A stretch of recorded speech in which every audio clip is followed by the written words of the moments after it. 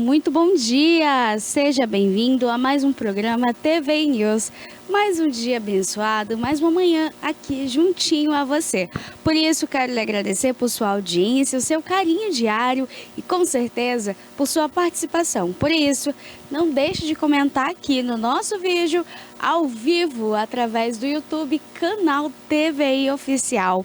A sua cidade e o seu nome, para a gente deixar um beijo carinhoso. Manda também essa transmissão ao vivo no grupo da família, dos amigos, para todo mundo assistir, todo mundo ficar de olho nas notícias, as últimas notícias de todo o extremo sul baiano, do Brasil e do mundo. Por isso, fica conectado com a gente. TVI Oficial, segue, ativa as notificações, porque ao entrarmos ao vivo com notícias da Bahia, Brasil e do mundo, partilhamos muitas informações, quadros especiais. Falamos sobre saúde, esporte, qualidade de vida, muitas dicas especiais. E nesse Novembro Azul, a sua saúde tem que estar em primeiro lugar. Por isso, temos uma programação especial para você também que nos acompanha, falando sobre sintomas, sinais, prevenção, diagnóstico e, claro, tratamento após, então, aí, diversas doenças. E não só o Novembro Azul, a gente todo mês traz aqui para você um mês recheado de muitas notícias, novidades e, com certeza, dicas valiosas de saúde com especialistas, médicos, enfermeiros, entre outros profissionais que trazem aí dicas importantes para você que nos assiste. Bom, eu já quero começar com a previsão do tempo, para a gente saber como fica Itabuna e as demais cidades da região nesse final de semana. E ó, final de semana chegou, o dia amanheceu bonito, ensolarado. A Bahia é isso, esse solzão gostoso, esse calor. E a gente vê como fica hoje, essa sexta-feira e o final de semana por aqui. Ontem foi um dia mais chuvoso, no entanto, eu já havia falado a vocês que hoje, a sexta-feira, seria já um dia muito bonito, ensolarado. Não é só por aqui que tá esse solzão não, hein? Vitória da Conquista. Hoje eu vou começar por Vitória da Conquista, porque hoje também está muito calor por lá. Vitória da Conquista está marcando 27 graus. 27 graus na nossa Suíça baiana, que normalmente é mais aquele friozinho. É um sol tímido que não muda em muita coisa ali não. Mas hoje o dia esquentou bastante por lá. Vitória da Conquista segue aí com o dia ensolarado. A máxima pode chegar até 30 graus também por lá. Então, nesse momento, está marcando aí 27 graus, calorzão. Canavieiras, a terra aí do Gaiamundo, dos caranguejos, 28 graus, solzão também por lá. Dá para aproveitar aí as belas praias, fazer ali um passeio gostoso, bacana, entre rios, entre o mar, com a família, os amigos. Um dia bem bonito por lá e um final de semana bem especial. Ilhéus marcando aí também 28 graus, máxima de 30 graus, o dia esquenta também por lá. A gente sabe que Ilhéus recebe aí nessa época do ano bastante turistas. Então, ó, novembro, dezembro já é uma época que começa a esquentar. O verãozão chegando e a gente sabe, verão é praia, calor, dias ensolarados e bastante protetor solar, hein? Bastante protetor solar, para evitar então aí qualquer tipo de doença. Salvador 28 graus, Itabuna 29 graus, 29 graus. Itabuna segue aí com muito calor durante o dia, amanhã também. Então é importante que beba bastante água para se hidratar, evitar então ali as famosas pedrinhas nos rins, para que a sua saúde continue intacta e claro. Água, gente, água é um remédio precioso, natural, e que a gente tem em nossas mãos e, com certeza, precisa fazer o uso dele. E o uso correto, hein? O uso correto. Todos os dias beber bastante água. Por quê? Porque os nossos rins agradecem, a saúde do nosso corpo agradece por inteiro. E agora a gente vem com as nossas notícias. E uma dessas notícias é uma explosão que aconteceu na zona leste de São Paulo. Alguns fogos de artifícios durante a explosão acabou então ali batendo na janela de um desses prédios e destruindo por completo a estrutura de um edifício. Isso aconteceu na Grande São Paulo. Esse episódio, gente, que circula agora nas redes sociais e deixa os internautas assustados com o que aconteceu. A gente também tem um vídeo, eu vou pedir para a produção reproduzir para vocês já já. Aconteceu então essa explosão em São Paulo, resultou sim na morte de uma pessoa. Outras 9 ficaram feridas, foram encaminhadas para o hospital, no entanto, acabaram também não resistindo. Então, totalizando nessa manhã de sexta-feira 10 mortos após essa explosão. O que acontece é que o Corpo de Bombeiros foi acionado, foi até o local, prestou ali então todo o socorro e resgate das vítimas e constatou também que o imóvel funcionava ali como um local de fogos de artifício no seu interior. Então já era muito perigoso, já era algo muito, muito crítico, as pessoas já ficavam em alerta. É um risco muito grande a ser assumido, né? Então as pessoas sabiam do risco daquele local e acabou que quando alguns desses fogos dispararam, atingiram ali então a parte da frente de um desses imóveis, acabou ali danificando pela força a estrutura do imóvel e o restante dos andares. Foi muito, muito triste o que aconteceu em São Paulo. Nós, quanto TV, deixamos os nossos sentimentos, os pêsames aos familiares. Olha aí a imagem é de chocar de fato. Quando os fogos explodem, olha só, a estrutura do condomínio ficou completamente danificada. Esse imóvel, gente, que funcionava como depósito de fogos, ficava ao lado desse condomínio. As imagens mostram a explosão, olha só, ontem à noite, em São Paulo, na Zona Leste, aconteceu esse episódio trágico. Esse impacto deixa aí o registro, ó, a gente consegue ver por outra imagem, através de um outro ângulo, o impacto que aconteceu. É de fato o registro aí de caos completo, destruição visível a quem passava também pela avenida que a gente consegue ver agora e por esse início da imagem, ó. As pessoas que passavam por ali também precisaram se abrigar o mais rápido possível. A gente consegue identificar alguns carros ali parados já na rodovia. Por outro ângulo, a gente consegue ver ali a imagem, a cena de destruição que aconteceu de fato. É muito triste, deixando aí pelo menos 10 pessoas mortas. Muito, muito triste o que aconteceu em São Paulo. É de fato uma tristeza, a gente não consegue nem mensurar, né?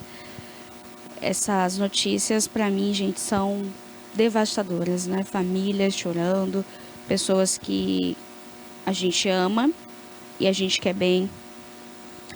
A gente nunca imagina que passe por uma situação como essas, né? E quando a gente noticia aqui, a gente se coloca no lugar dessas pessoas, né? Quantos familiares nossos, com certeza você de casa, tem alguém que mora na Grande São Paulo, no Rio de Janeiro, em outros estados, buscando oportunidade de emprego, condições melhores financeiras, condições melhores para dar à família e para ele mesmo. Então, muitas pessoas, 10 pessoas, e é muito triste tudo isso que vem acontecendo com o mundo, né? Recentemente o episódio do Paraná, aquele tornado, e agora esse outro episódio muito, muito triste aconteceu aí na Grande São Paulo. Agora ele passa a ser investigado pela Polícia Civil, que trará esclarecimentos da situação, outras informações para a gente acerca do que de fato aconteceu. E a gente agora segue na expectativa de atualizações do caso. E a qualquer momento a gente pode voltar aqui com vocês e falar então sobre isso, trazendo aí as informações da polícia, as equipes de segurança e com certeza do Corpo de Bombeiros, que trará também esclarecimento sobre tudo que aconteceu nesse apartamento em específico, onde as pessoas ficaram feridas, e também o que levou ali essa explosão nesse imóvel com os fogos de artifício. Bom, temos outra notícia também. Essa outra notícia, gente, ela trouxe uma angústia tão grande para o meu coração e eu fiquei imaginando ali quantas vezes isso não deve acontecer em todo o Brasil. Esse episódio ganhou notoriedade nas redes sociais. Foi um episódio muito, muito assustador, mas que sim teve ali um desfecho feliz. Bebês que estavam na incubadora de um hospital precisaram receber ali um suporte em uma loja de smartphones, consertos de celular e venda. O que acontece é que um hospital em Fortaleza acabou ficando completamente devastado após o incêndio. Muita fumaça, a energia acabou por completo no hospital. Além de muitas pessoas internadas, muitas crianças, muitos recém-nascidos estavam nas incubadoras. E a incubadora precisa de energia para emitir ali tudo o que é necessário, o gás, o oxigênio, também os remédios que são feitos ali via sonda e outras coisas também. Esse bebê ele fica superaquecido ali dentro também, envolto e sendo cuidado pelos médicos, pela equipe. O que acontece é que durante esse momento do incêndio, algumas enfermeiras de imediato se deslocaram até a UTI neonatal, onde esses recém-nascidos estavam, foram até o local e tentaram resgatá-los o mais rápido possível, levando eles para uma empresa ao lado, uma loja ao lado, muito perto do hospital, que deu a devida assistência e ajudou, então, esses bebês a continuarem respirando ali por esses aparelhos. A gente tem as imagens também, mas antes de que isso acontecesse, foi um caos terrível instaurado naquele hospital de Fortaleza, onde médicos, enfermeiros, também técnicos em enfermagens, internos e seus visitantes, os acompanhantes passaram ali por momentos de muita aflição. A gente tem as imagens e vou pedir para a produção colocar para vocês.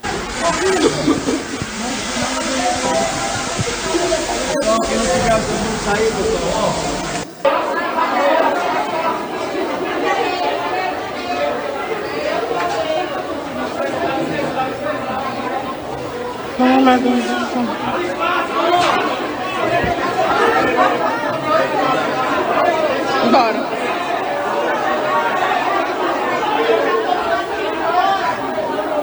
Gente, tá um desespero aqui, eu nunca vi. As crianças estão vindo nas incubadoras, ó. Ali, ó, já tem um da ambulância, aqui tá vindo outra criança, ó. Pra poder estar dentro dessa ambulância. Mostra aí de fato o que aconteceu no hospital, né? O incêndio, então, no hospital de Fortaleza. Olha ali, muitas pessoas doentes. As incubadoras sendo ali carregadas pelos profissionais, as mamães também dessas crianças em situação de UTI neonatal.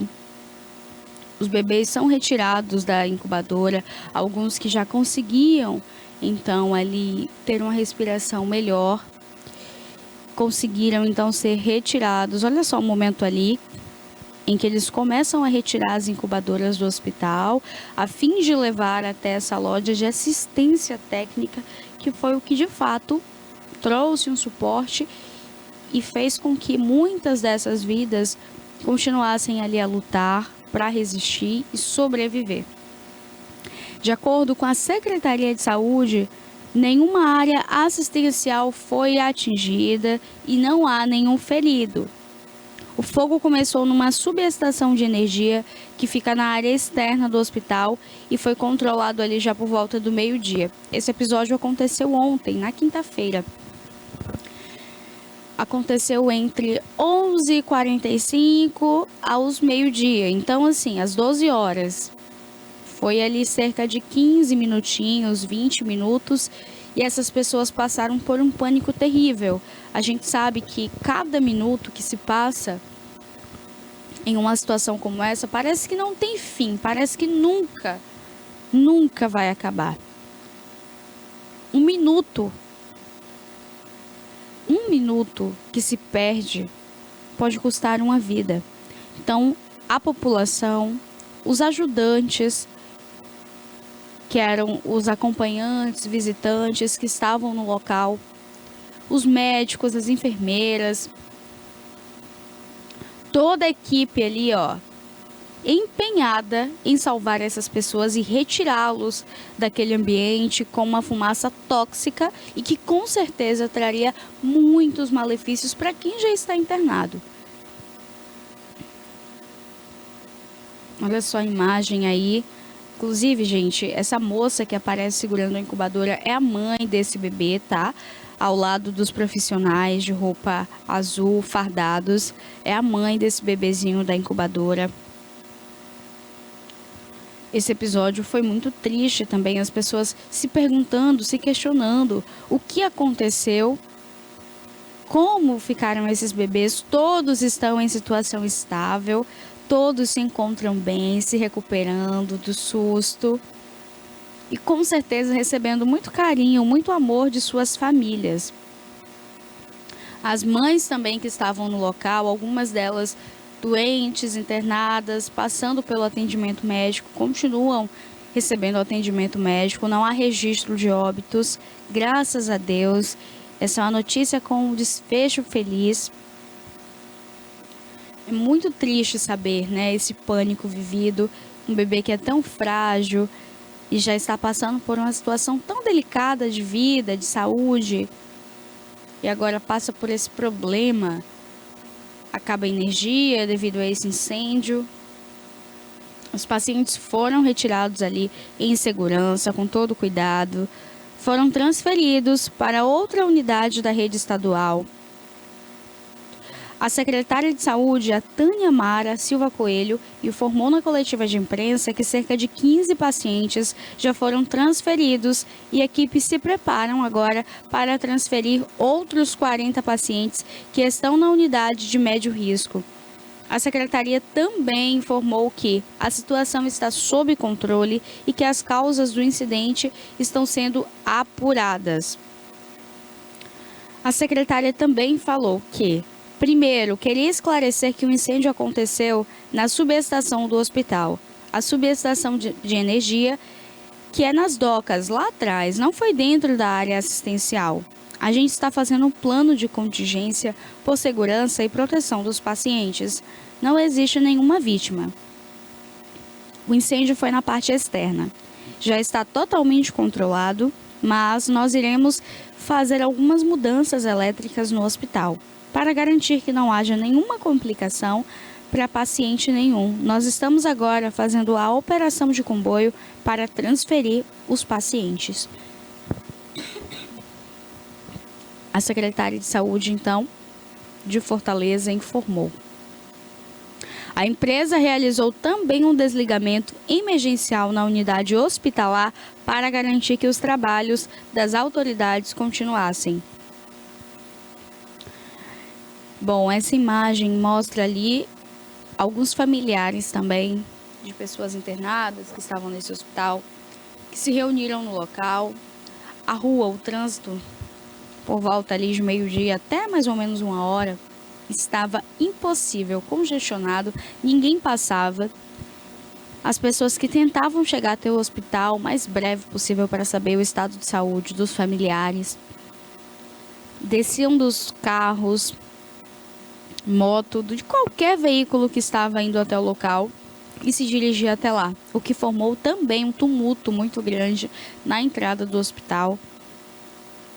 A loja de assistência técnica que fica em frente, onde esses bebês ficaram ali com os aparelhos ligados e sendo monitorados pela equipe de saúde, também faz com que a gente sinta que ainda há esse ar de humanidade, né? E que bom que ainda existem pessoas boas nesse mundo. Que bom que a gente ainda se une, se ajuda. O mundo vive uma fase muito difícil, conturbada, e eu falo isso no geral, muita violência, muita criminalidade, fenômenos naturais que nunca existiram no Brasil. Um tornado, por exemplo, que nunca era esperado por aqui. Aconteceu, deixou aí muitos feridos, cerca de 700 pessoas feridas de estágio grave, outras 10 pessoas mortas, dentre eles crianças, adolescentes, jovens, idosos. animais de estimação também que foram lançados ali contra a parede e tudo mais. Esse outro episódio de hoje que eu trouxe para vocês de São Paulo, do incêndio.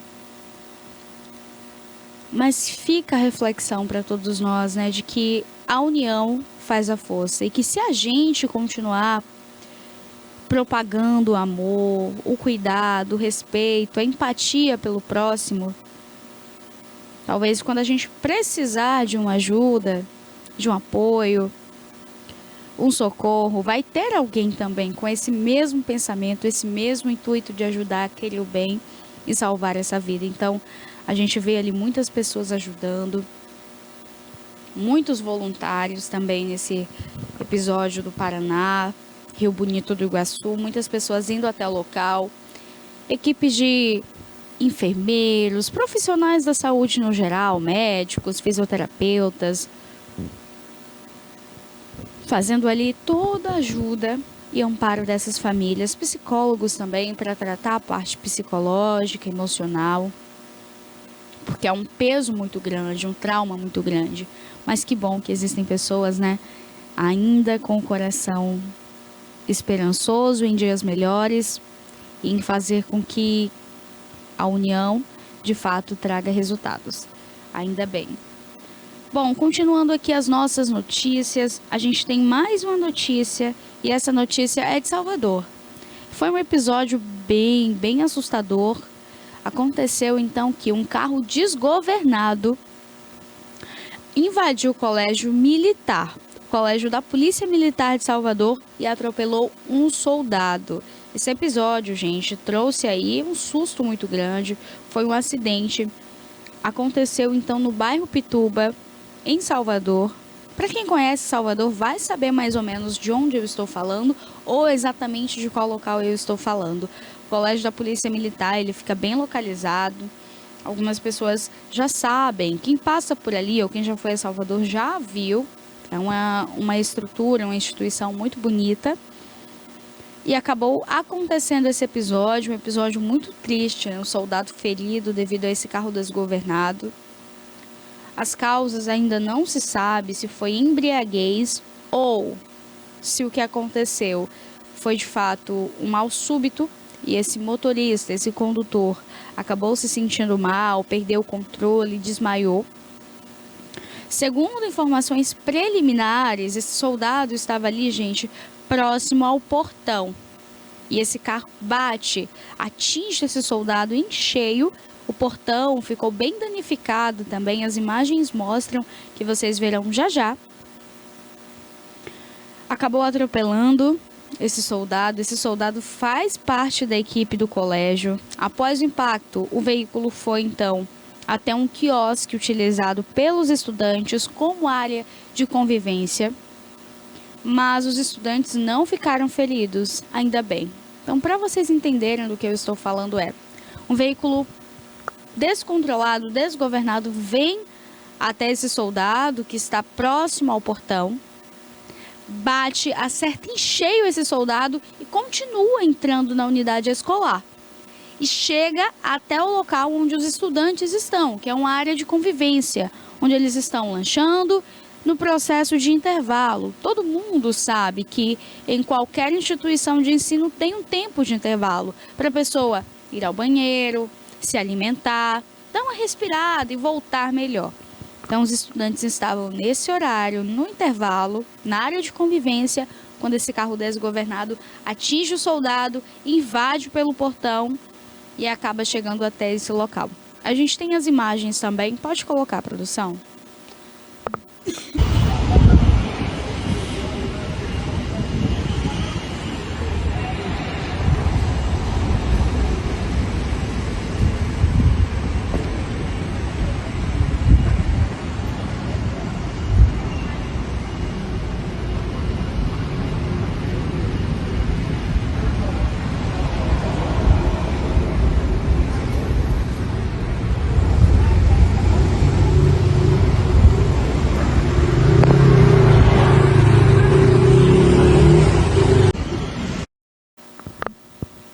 Olha, a gente consegue ver as imagens do portão Foi neste local em que o policial estava, o soldado. Ele ficou ferido, foi levado até a unidade médica, está passando por todo o auxílio e amparo necessário, os medicamentos, passou também por raio-x, não teve nenhum membro fraturado. Esse carro que aparece na imagem embaixo do vídeo foi o carro que acabou causando todo esse acidente. Há informações preliminares de que o que aconteceu nesse episódio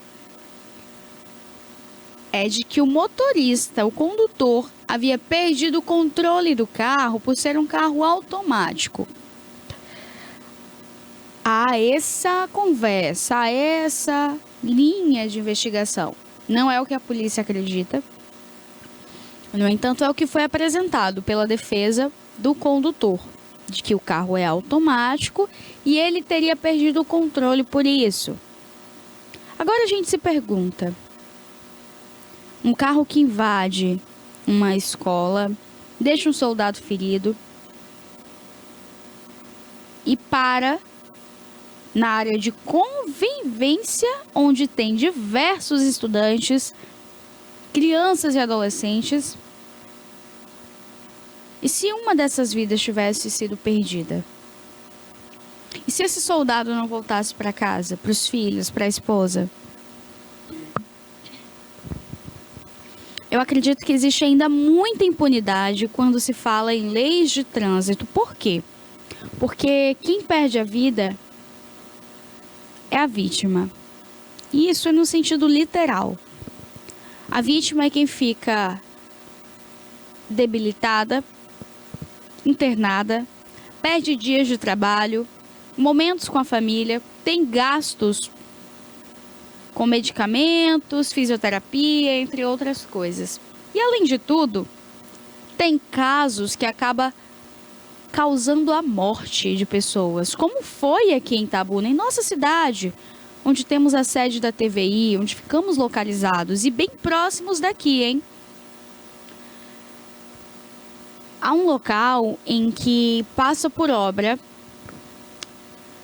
Eu nem sei quando se encerra, quando finaliza essa obra, mas já tem bastante tempo, viu? Os profissionais, os trabalhadores ficam na pista. Alguns deles são responsáveis pelo siga e pare, que é uma placa, gente, literalmente uma placa que diz para o condutor: pare, a mãozinha em pé, ou a outra siga. E essa placa, ela não é segurança para ninguém.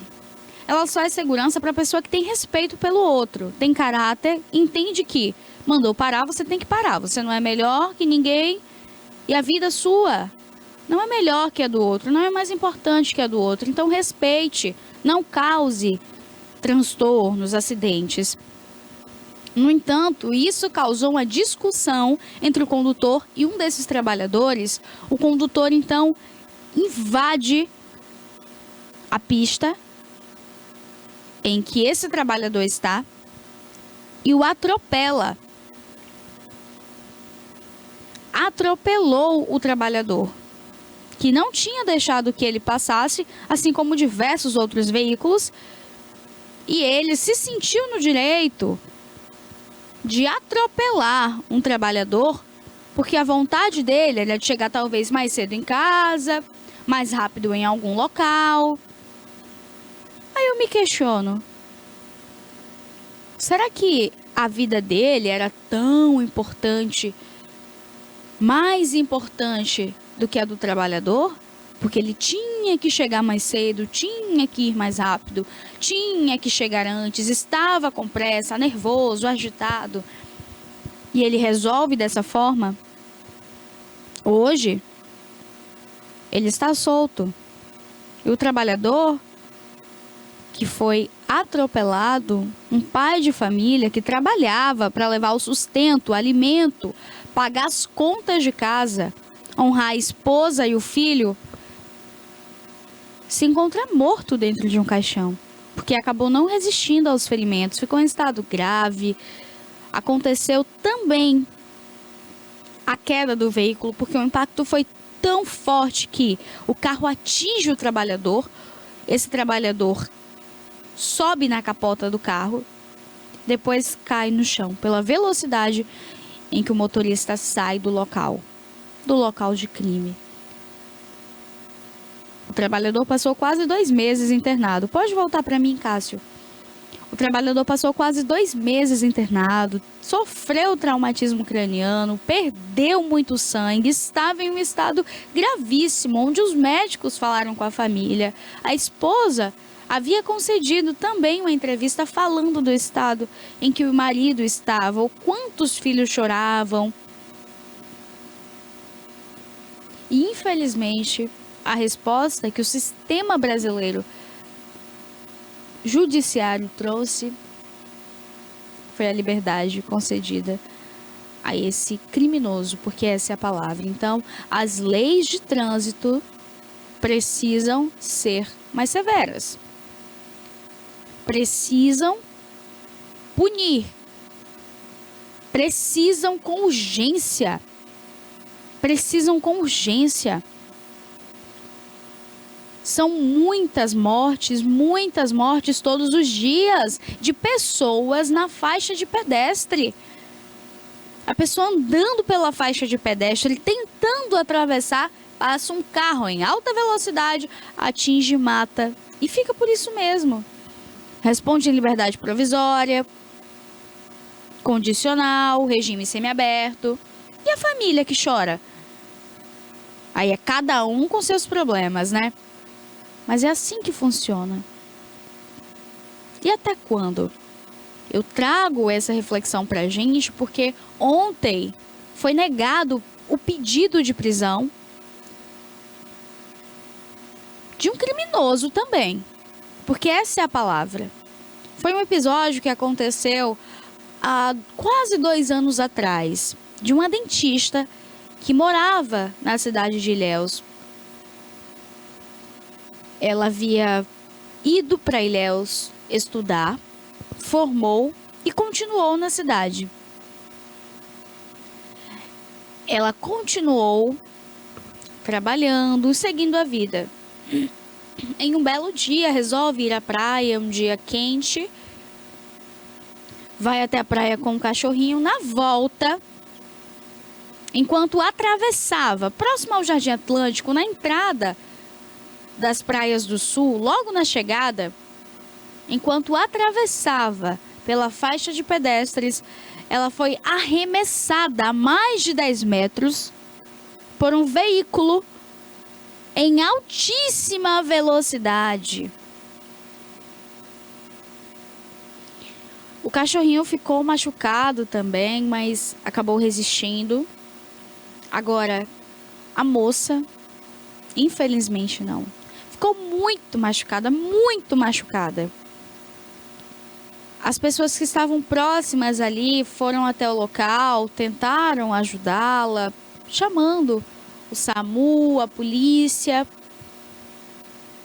O condutor do veículo saiu do local. Além de sair do local, enquanto acontecia um protesto em frente à UESC, Universidade Estadual de Santa Cruz, que é bem conhecida aqui na nossa região, enquanto estudantes e profissionais também da odontologia faziam esse protesto junto à família da moça, ele passa bem na hora. É um trecho em que liga Ilhéus e Itabuna, ou ele estava indo ou voltando. Ele passa bem na hora. Parece que é uma coincidência muito grande diante de uma fatalidade tremenda. E ele passa justo na hora. E quando percebem que é ele, se aproximam do carro dele. Ele passa empurrando, começa a empurrar o carro, como se fosse atropelar também as pessoas. Esse vídeo, essa imagem, repercutiu muito nas redes sociais. E trouxe ali muitos comentários. O que a gente fala e a gente pede é de que a justiça traga punição aos crimes.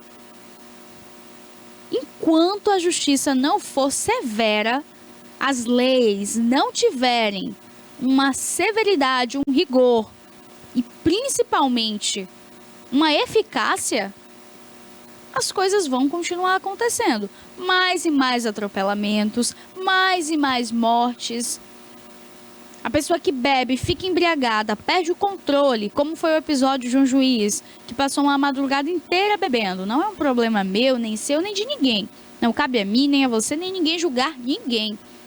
Que passou a noite bebendo, que passou a noite na festa. Mas se você está num estado muito alcoólico, muito embriagado, infelizmente, você está assumindo o risco. Você está assumindo o risco de um atropelamento, de uma morte.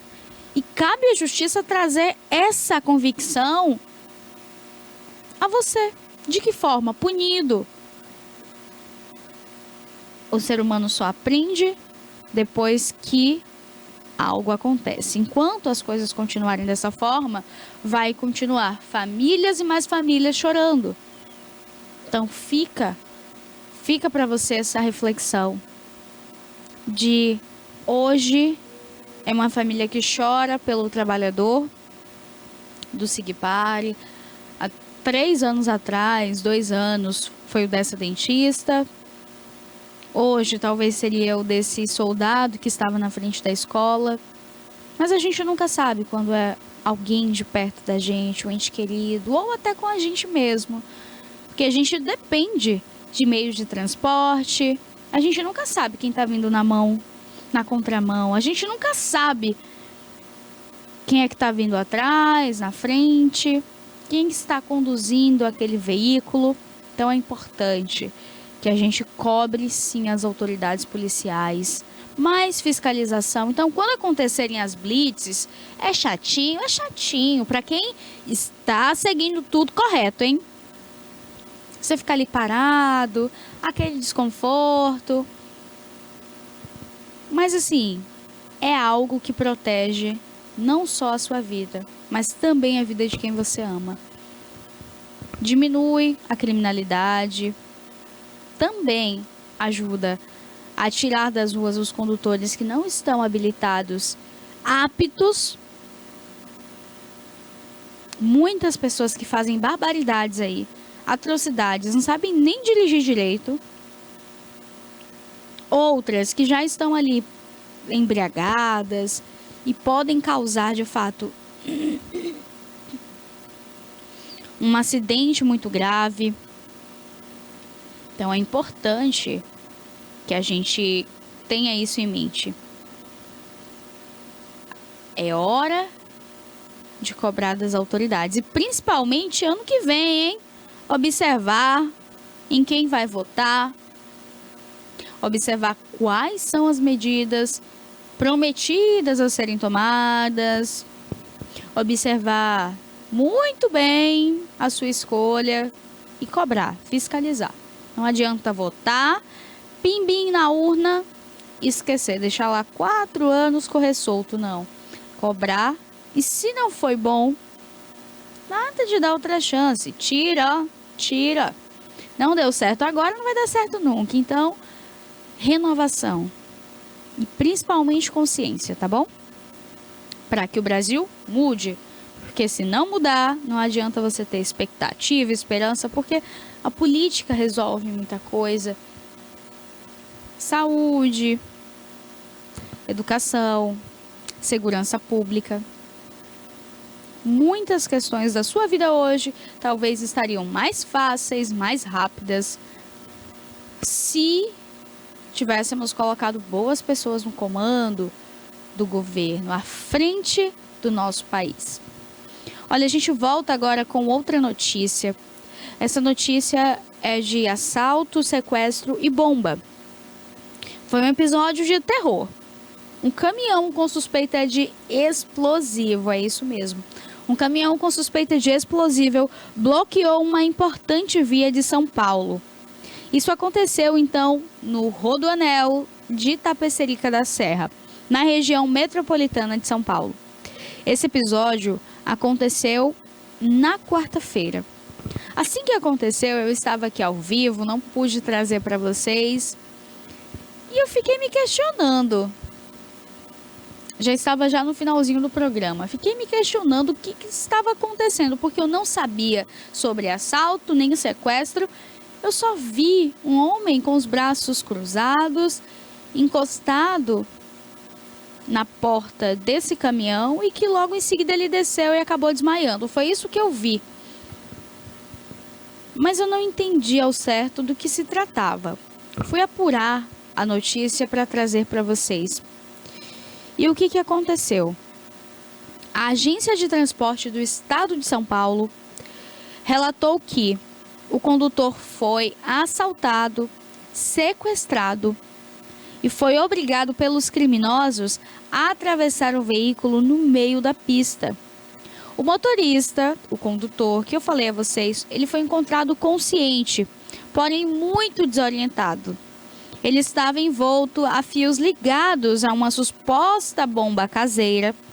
A equipe do Grupo de Ações Táticas Especiais da Polícia Militar foram até o local para fazer a remoção e o desarme também do artefato. Então, o que acontece? A cena que eu descrevi para vocês há pouco, em que o homem aparecia com os braços cruzados, imóvel, é justamente porque ele estava com esses fios transpassados pelo corpo que ligavam a uma suposta bomba caseira. Ele foi, então, orientado e resgatado. Após o resgate, eu acho que pela queda da adrenalina, foi um susto muito grande, você se imaginar.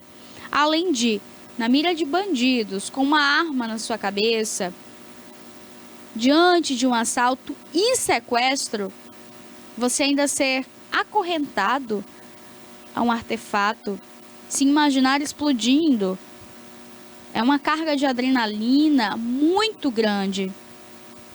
O corpo se mantém vivo, no estado de sobrevivência e em alerta.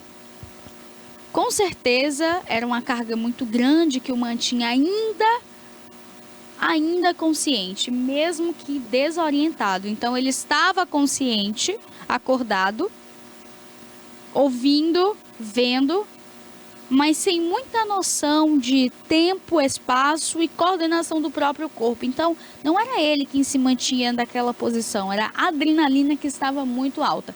Logo que ele é resgatado desse carro, desse veículo e desce, ele desmaia. E as pessoas se questionavam, meu Deus, será que o que aconteceu com esse homem? E foi de fato isso, foi uma queda da adrenalina, a adrenalina baixou, o corpo entendeu que acabou o modo de alerta, de sobrevivência, estamos vivos, estamos bem. Então, assim que esse nível baixa, o corpo tende a relaxar. E é nesse reflexo do relaxamento que de fato aconteceu o desmaio, né? E então o corpo volta ali ao normal. Pouco tempo depois da equipe médica chegar ao local, fazer ali os primeiros socorros, o atendimento e encaminhá-lo até o hospital. A gente tem um vídeo também, pode colocar, produção. Medida preventiva para garantir a segurança dos usuários e também das equipes todas que estão nesse atendimento. Local sinalizado e isolado pelo policiamento rodoviário. É uma ocorrência que está em andamento, isso desde a madrugada. Não temos a confirmação se são explosivos ou não. E agora a gente vê esse motorista ali, né, Larissa, dando ré até. Não sei o que eles vão tentar fazer. Com a aproximação e a chegada de mais viaturas da polícia, os motoristas vão dando ré, vão se afastando ainda mais dessa carreta. É uma carreta que, segundo informações da concessionária, saiu do Acre. É lá do norte do Brasil. E vinha para São Bernardo do Campo. Que é onde está até então a sede dela, né, Sabina? Ela é especializada em transporte de produtos importados, né? Carga internacional. Como a gente conseguiu identificar nessa pista, foram mais de 6 horas ali de negociação. Foi um episódio dramático para a história do Brasil. A gente vê que, além do caminhão ficar atravessado na pista, e trazer um susto tremendo a quem também transitava por ali. Porque, veja, as informações é de que eram assaltantes e que decidiram sequestrar e amarraram esse motorista com uma bomba. Mas acontece que esse caminhão com essa bomba, esse artefato, era uma bomba falsa. Se tratava de uma bomba falsa. Aconteceu então, gente, que as pessoas ao redor começaram a ligar para a polícia, informar do fato que estava acontecendo. O motorista, que é o Denner Laurito, de 52 anos, chegou no hospital aí desmaiado, em estado de choque. Pérola, como funciona esse desmaio e o estado de choque? Bom, assim que ele desmaiou e o corpo passa agora por um processo de voltar à consciência, quando acorda, ele volta ao susto muito rápido, porque é como se fosse um momento em que ele não estava consciente, né, que é o desmaio. Então o corpo volta ainda ali muito carregado de adrenalina. O coração, batimentos muito fortes, ele muito eufórico, uma respiração muito eufórica. E ele foi ali amparado pela equipe médica que passou por exames, todo atendimento. A polícia registrou essa ocorrência como tentativa de roubo, mas não descartou a linha de sequestro e também dos explosivos. O que acontece é que o explosivo que estava junto ao corpo do homem, do condutor, é uma bomba falsa. Como uma bomba falsa? Era uma bomba caseira, mas que não teria ali uma explosão. Eles tentaram montar uma cena. Esses assaltantes, esses criminosos tentaram montar então ali essa cena. E o que acontece? Esse caso continua sendo investigado pela Polícia Civil, que vai investigar as circunstâncias de como, quando e por que aconteceu. O motorista recebeu atendimento médico e passa bem, está em estado aí ótimo, estável. Ele foi submetido também ao teste de telitômetro com resultado negativo, o teste toxicológico que segue em andamento, e a Polícia Militar também chegou a suspeitar da possibilidade de que o motorista teve um surto psicótico. Então existem várias linhas para essa investigação continuar acontecendo, ou seja, a linha do surto psicótico, de que o motorista passou por um processo muito complicado, em que não estava bem da sanidade mental. Pode ter acontecido também de ter ingerido bebida alcoólica ou drogas. E pode, de fato, ter acontecido esse roubo, esse assalto. Então, são 3 linhas de investigações e a polícia agora tenta esclarecer o que de fato aconteceu no interior desse veículo. Então, o artefato não era um explosível e sim um sulamacro. O capitão Leonardo Simões, que é o porta-voz da Polícia Militar, confirmou que não se tratava de explosivos. O motorista foi encontrado aí com as mãos amarradas e com um fio vermelho atado ao corpo que estava conectado a esse artefato embrulhado em papel alumínio. E a confirmação é de que o material não oferecia risco. Foi dado aí pelo trabalho do Grupo de Ações Táticas Especiais e os esquadrões antibomba, que também utilizou cães farejadores e fez a inspeção do local. Então agora a gente, tendo atualizações, volta com vocês para falar então sobre esse caso. Mas a gente vai para um breve intervalo e já a gente volta.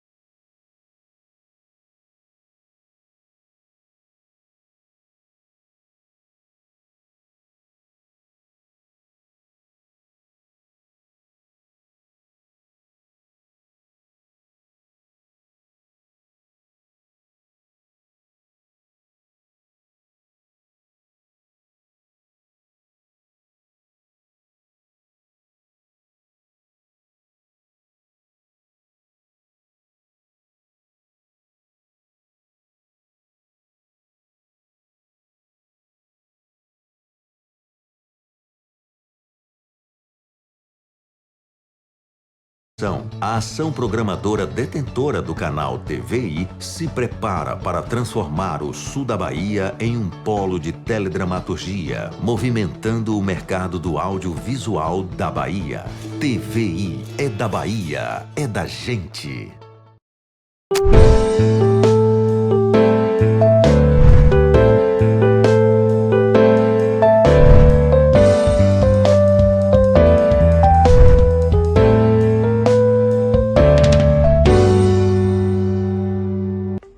Este conteúdo é uma obra independente. Seus comentários e opiniões são de responsabilidade dos seus idealizadores, não refletindo pensamentos e opiniões da emissora TVI.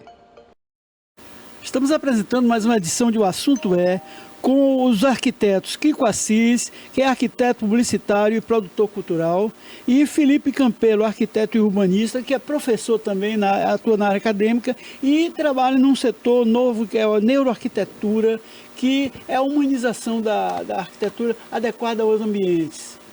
Bem, como nós estamos no ano da Eco, lá no Pará... A COP30. A COP30, eu queria saber como é que esse impacto da mudança climática chega nas cidades que a gente vive, como é que isso está ocorrendo? Bom dia, Kleber, bom dia aos telespectadores. Kleber, é um tema bastante recorrente, não só nesses períodos de COP, de nada, mas o meio ambiente, a sustentabilidade é o tema mais recorrente hoje da humanidade. Nós perdemos recentemente um arquiteto que tinha um projeto maravilhoso que contemplaria, inclusive, esses problemas climáticos todos que a gente atravessa no Brasil. O chinês Kong Jiang-Yun. Então, e ele fala de cidades esponjas, né, que é um projeto muito interessante.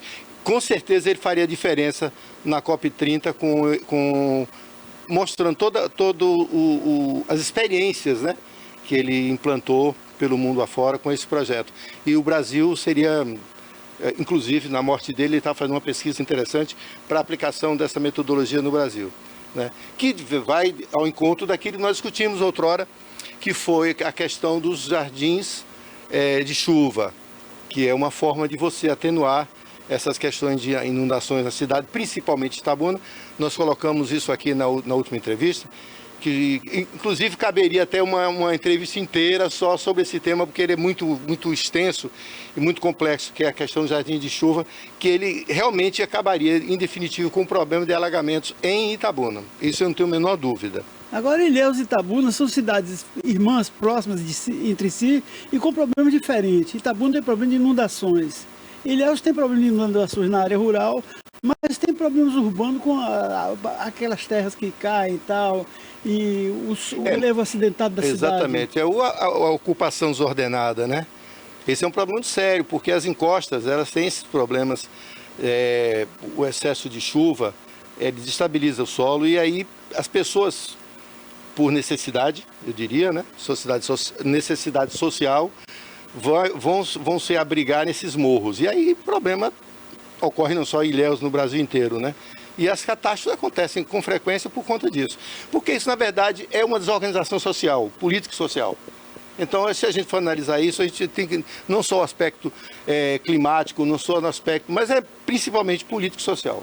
Felipe, onde entra a neuroarquitetura nesse processo? Bom dia, Kleber, bom dia aos telespectadores. Eu acho que a neuroarquitetura ela entra principalmente na conscientização do uso da arquitetura e do urbanismo pelo usuário, pelo ser humano. A gente está começando a entender que a arquitetura, o urbanismo, ela é feito para o usuário. E que essas ocupações feitas em barrancos, em morros, pelos usuários, por essa população, ela foi feita de forma meio que desordenada. E por conta disso, essa forma desordenada e sem um planejamento, sem um direcionamento e principalmente sem educação para essa população que ocupa, e por isso que eu acho que é culpa do governo, né, culpa de quem deveria fornecer essa educação, de como utilizar melhor essas áreas. Então, e aí a gente traz para Itabuna o problema de saneamento básico. Hoje, quase que na totalidade o nosso lixo é jogado no Rio Cachoeira. E aí junta com a questão de baronesas que vem... Os esgotos também do condominiais são lançados no São Rio todos também. lançados no Rio Cachoeira. Então hoje a gente não tem uma espécie de tratamento de esgoto que vai para o rio, né? Então nós temos um problema muito grande hoje em relação a isso. Que na verdade, só complementando, é a omissão, literalmente é a omissão do Estado, tanto na questão ambiental como na questão das ocupações de áreas de morro e encostas. Sim. Porque quando o Estado não está presente, acontece justamente esses problemas de ordens sociais que vão se multiplicando, que aí vem a droga, vem o tráfico, vem todas as condições que são desfavoráveis àquelas pessoas que habitam nesses ambientes, né, por conta da omissão do Estado. O Estado não tem uma escola, não tem uma creche, não tem isso aqui. E o traficante está ali para adotar esse povo todo, né? Quer dizer, olha o problema social que uma encosta, que uma negligência do poder público pode causar. Aí volta ao conforto. Exatamente. O conforto arquitetônico que trabalha uma outra vertente desse problema. E a gente vem falando de neuroarquitetura, que é uma vertente nova, né? Aproximadamente 25 anos que vem se falando disso. Eu acho que a maior missão da neuroarquitetura, junto com a neurociência, junto com o estudo do ser humano, é entender realmente a real necessidade desse ser humano para se aplicar a arquitetura para eles, no caso para nós. De forma mais realmente humanista, a pensar de fato na necessidade, não só na estética. Muito se fala em arquitetura e se pensa em estética, mas mais do que estética, tem a questão da usabilidade, da realmente necessidade do usuário. Então, pensar em neuroarquitetura, pensar em arquitetura humanista é pensar no ser humano em primeiro lugar, e não na estética. A estética ela é um item secundário. Ela vem em segundo lugar. A primeira questão é o ser humano. A gente não faz nada para ser duradouro para o tempo. A arquitetura tem que ser para o ser humano. E aí eu acho que Kiko concorda comigo nisso aí, quando o poder público entender que o principal é o ser humano, né? O público é o ser humano, começa-se a pensar realmente na arquitetura inclusiva. E aí começa-se a pensar na arquitetura mais acolhedora, pensada, estrategicamente pensada e para ser duradoura, principalmente quando se fala em urbanismo, né? Em itens e construções urbanísticas, você pensa a longo prazo, porque talvez daqui a 40, 50 anos eu não vou estar aqui, Kiko não vai estar aqui, Kleber não vai estar aqui, mas os próximos que virão vão querer usar, usufruir e passar por aqui e ver a história. É perfeito, sensacional. Inclusive, a gente quando fala de urbanismo, a gente pensa sempre assim, que bom seria se o poder público pensasse nas pessoas e não nas coisas, né? No conforto das pessoas, as ruas com mais conforto, porque eles estão privilegiando o carro.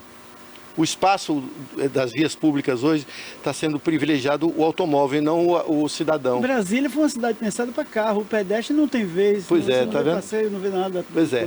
Então eu acho que quanto a gente privilegia, eu digo sempre que o arquiteto ele cumpre o papel do psicólogo, né?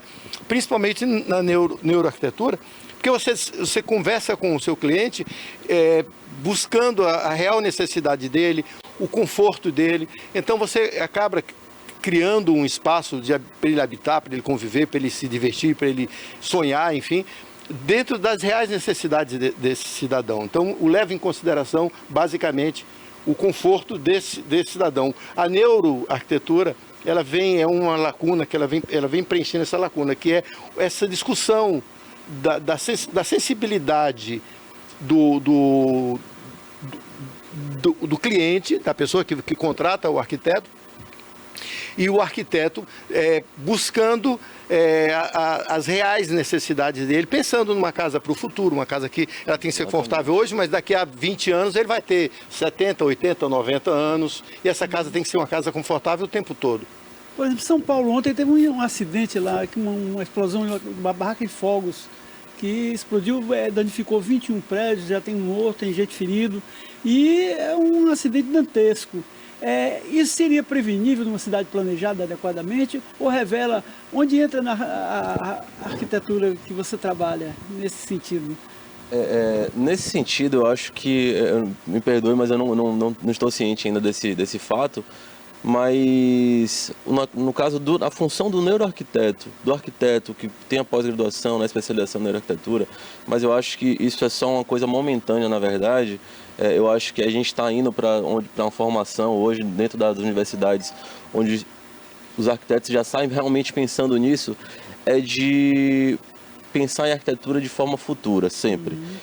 Hoje minha necessidade enquanto um homem de 37 anos, enfim, com as minhas características, são pontuais a este período.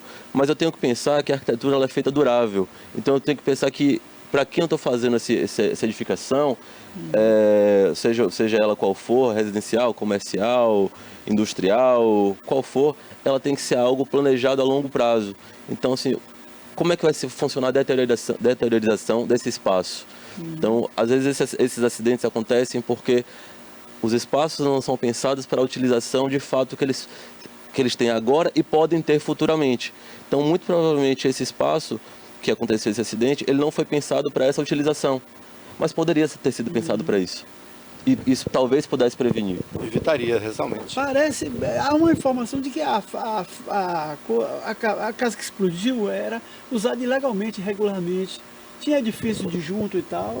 É um dantesco a cena. Muito provavelmente foi uma catástrofe, não um acidente. Tem coisas que são evitáveis, tem coisas, mas a maioria das coisas são evitáveis por nós mesmos, pelo ser humano, pelo uso. E dentro dessa visão catastrófica das coisas que acontecem de forma ilegal e irregular, uma casa sendo utilizada para fabricar fogos, quer dizer, numa área residencial, né? Por isso me parece que foi isso, né? A explosão de uma fábrica clandestina de fogos, é isso. Então, e as construções do entorno, os prédios, eu vi umas imagens rapidamente na televisão, né? E você sabe que a construção em larga escala acaba negligenciando alguns aspectos de segurança, a qualidade de material, porque, lamentavelmente, uma parcela do empresariado da área de construção civil, ele é muito negligente com a qualidade do material que ele aplica. Então, acaba com um evento desse, acaba que danifica com mais facilidade por ter um material mais frágil, menos, né, mais barato, então, no fim, fica mais caro. A construção também gera muito resíduo, polui também. E como diminuir isso também, essa poluição? A COP40 tem um capítulo especial, a COP30, 40, já estou com 10 anos na frente. A COP30 tem um capítulo especial tratando justamente da construção civil, porque é a da indústria uma das mais poluidoras do mundo. 40% da poluição da emissão de CO2 na atmosfera é da construção civil. E isso se busca hoje alternativas nessa direção, porque é preciso que crie-se um substituto do cimento Portland. Esse cimento que a gente conhece, da forma que a gente conhece, ele produz bilhões de toneladas de CO2 na atmosfera todos os dias para a fabricação dele. Então está se buscando materiais alternativos para poder desacelerar essa emissão tão violenta, né? Por ser indústria, acho que, se salvo engano, a segunda maior poluidora do mundo é a indústria da construção civil. Agora o Instituto dos Arquitetos do Brasil, lá em São Paulo, está tendo um projeto para o ano de uma série de cursos para gestores municipais no sentido de preparar as cidades do interior para as mudanças climáticas. A Bahia já tem algum programa assim nessa área? Já tem algum pensado? Eu acredito que pensado tenha. Agora, em prática, eu não conheço nenhum projeto assim significativo em prática e que seja referência ou tenha um estudo. Por exemplo, nós temos... vamos assim, abrir um pequeno parênteses. Por exemplo, a gente sabe que em Serra Grande existia uma comunidade alternativa que tem uns projetos de uma vila mais sustentável. Então, são nichos muito específicos e pequenos, mas assim, um projeto de uma cidade que ela pense de uma forma urbanística, mais voltada para a preservação ambiental ou conservação do seu patrimônio natural e histórico, eu não tenho informação, não. Você tem alguma informação? Não, eu ia falar justamente isso. A gente aqui mais próximo da gente, como o Chico falou, tem Serra Grande, que promove inclusive cursos de capacitação para moradores da região ali, para construírem suas casas de forma mais orgânicas, com materiais mais sustentáveis. Mas uma coisa que a gente tem que pensar também é que construir com cimento, com bloco, da forma tradicional, não só o material ele é poluente, né? Mas a forma como utilizamos se torna poluente. A gente tem que lembrar que para a fabricação do concreto e tudo mais, quantos carros são necessários e caminhões para transportar, então que emitem também gases e tudo mais. Enquanto a gente tem materiais naturais aqui na nossa região que poderiam ser utilizados nas construções das casas, sejam casas de adobe, adobão, de madeira legalizada, de reflorestamentos. Então, assim, a gente tem opções, mas o grande problema que a gente enfrenta hoje, eu acho que isso é um problema brasileiro, e a gente tem que entender que o Brasil é um país continental, com culturas diversas, mas que é um problema cultural nosso, que achar que construção só se faz com bloco e cimento. E a gente tem que mudar um pouco essa mentalidade e entender que existem materiais tão duradouros quanto bloco e cimento, ou até mais, que podem trazer para a gente um pouco mais de conforto, durabilidade de casa, como o próprio EPS, né? Que é um material que ele não é biodegradável, mas ele é de longa duração, acusticamente falando ele é bom, a resistência é tão boa quanto o concreto, durabilidade excelente. Então a gente tem hoje inúmeras opções de materiais que substituem o concreto, que tanto polui, né? A arquitetura vernacular, ela trabalha justamente isso, né? Você trabalhar com os materiais que são locais, tudo aquilo que está ao seu alcance.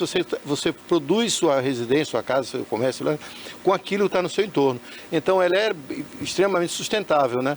Você só vai utilizar aquilo que realmente sai fora daquele habitat natural. O ferro, uma coisa ou outra que você vai utilizar quando se faz necessário a utilização. Eu queria só lembrar que o vencedor do Prêmio Pritzker de Arquitetura, que é o Oscar da Arquitetura de 2022, o Francis Queré, ele ganhou o Prêmio Pritzker por desenvolver um projeto de arquitetura vernacular numa aldeia